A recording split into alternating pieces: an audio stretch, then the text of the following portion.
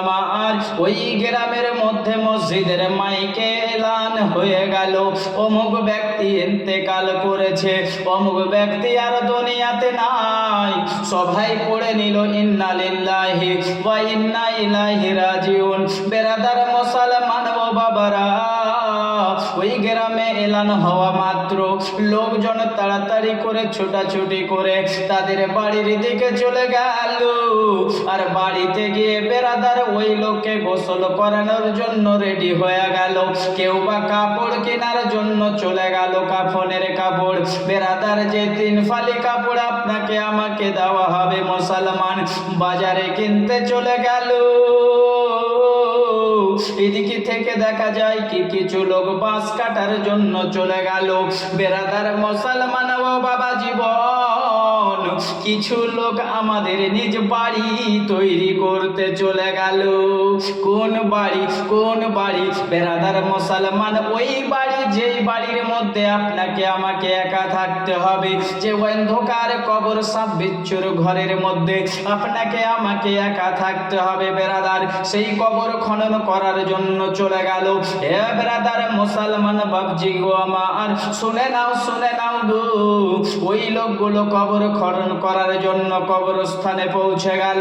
কবর খনন করা আরম্ভ করে দিল। কবর খনন করা শেষ হয়ে গেল। কবর থেকে ওই লোকগুলো উঠে গেল। এ বেরাদার মুসলমান, কবর থেকে যেমনি মাত্র উঠা, ওই লোকগুলো নিচের দিকে তাকিয়ে দেখে ওই কবরের মধ্যে একটি বিষাক্ত সাপ হাজিরি দিয়েছে। হায় হায় বেরাদার মুসলমান, ওই কবরের মধ্যে একটি বিষাক্ত সাপ হাজিরি দিয়েছে। বেরাদার মুসলমান, লোকগুলো হয়রান পেরেশান হয়ে গেল। হায় হায়, এই কবরের মধ্যে সাপ কোথা থেকে আসলো? আর কিছুক্ষণ পর ওই ব্যক্তিকে দাফন করা হবে, কিন্তু এই সাপ যদি না যায় তাহলে কবরে কিভাবে নামানো হবে? বেরাদার এই ভাবনা চিন্তা করতে করতে কিছুক্ষণ সময় চলে গেল। ওই ব্যক্তির জানাজা হয়ে গেল। ওই ব্যক্তির জানাজা হয়ে গেল। বেরাদার মুসলমান, ওহো বাবা জীবনেরা আমার, ওই কবরকে ঢাকিয়ে দেওয়া হলো। দ্বিতীয় কবর আবার খনন করা হলো। দ্বিতীয় কবর খনন করে যেমনি মাত্র কবর থেকে লোকগুলো উঠে গেছে, আবার দেখে ওই দ্বিতীয় কবরের মধ্যে ওই সাপখানা হাজিরি দিয়েছে। ওই সাপখানা ওই দ্বিতীয় কবরের মধ্যেও হাজিরি দিয়েছে। বেরাদার মুসলমান, ওই কবরকেও ঢাকিয়ে দেওয়া হলো। তৃতীয় কবর খনন করা হলো। তৃতীয় কবরের মধ্যে ওই সাপখানাও দেখা যাচ্ছে। আবার বিষাক্ত সাপখানা ওই কবরেও হাজিরি দিয়েছে। সাপ বলে, ওগো রাব্বুল আলামিন,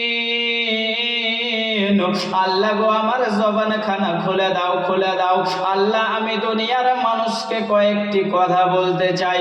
বেরাদার মুসলমান, আল্লাহ তাবারক ওয়া তাআলা জবান খুলে দিল। সব মানুষের মতো কথা বলতে আরম্ভ করলো। বলে, এরে দুনিয়ার মানুষেরা, শুনে নাও, শুনে নাও। তোমরা দুনিয়ার কোনায় যে কোনায় কোনায় যে প্রান্তে প্রান্তে তোমরা কবর খনন করবে, আমি সেই কবরে হাজিরি দেব। বেরাদার দুনিয়ার মানুষেরা বলে, ওগো সাপ বলো বলো, এই আযাবটা, এই শাস্তিটা তার কেন কেন?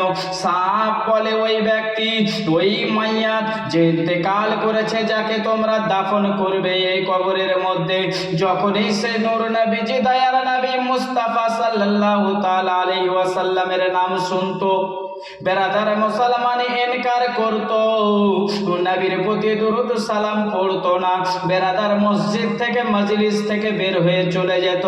বেরাদার মুসলমান এই নবীর প্রতি দুরূদ সালাম না পড়ায়, বেরাদার নবীর নামকে ইনকার করায়, নবীকে না ভালোবাসায়, আমার আল্লাহ তার কবরে আমাকে নিযুক্ত করে দিয়েছে। আমি ততক্ষণ পর্যন্ত তার কবরে থাকবো যতক্ষণ পর্যন্ত কিয়ামত না হবে। কিয়ামতের আগ পর্যন্ত আমি বিষাক্ত সাপ তাকে দংশনের উপর দংশন করেই যাব।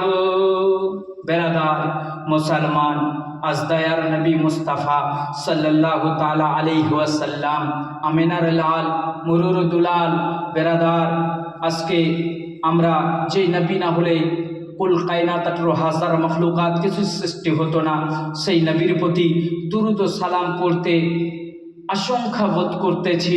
বেরাদার, কেন যে নবী না হলে আজকে আমরা হতাম না।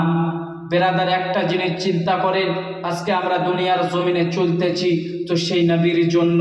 আজকে নবী যদি না আসতো আমরা হতাম না, কিন্তু তার থেকে সুখবর, তার থেকে বেশি উত্তম জিনিস তো এটা কি, যে আমরা শেষ নবীর উম্মত হয়ে এসেছি।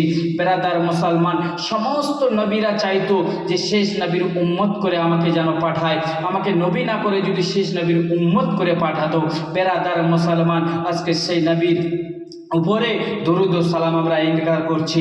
ইনশাআল্লাহ বেরাদার, আজ থেকে সবাই নবীর প্রতি দরুদ ও সালাম পড়ব এবং নামাজ শেষে দরুদ ও সালাম নিজে নিজে পড়ে আমরা মসজিদ থেকে বের হয়ে যাব। বেরাদার মুসলমান, এগুলো চলিত করব, কেননা কাল কবরে যখন যাবেন বেরাদার, কাল কবরে গেলে আমার নবীর নাম জিজ্ঞাসা করা হবে, ঠিক কিনা বলে? আমার নবীর নাম জিজ্ঞাসা করা হবে। বেরাদার মুসলমানের সেদিকে লক্ষ্য করব বাপ, একবার দরুদে নাজরানা পড়ি।